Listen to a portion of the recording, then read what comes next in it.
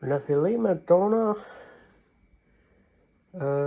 atë që kritikuam më shumë dhe arritëm të bllokonim menjëherë ishte Ministria Diella. Diella ishte një nga mashtrimet më të mëdha të qeverisë shqiptare. Na vdesh shumë pak punë për të eksploruar këtë mashtrim të radhës të qeverisë shqiptare.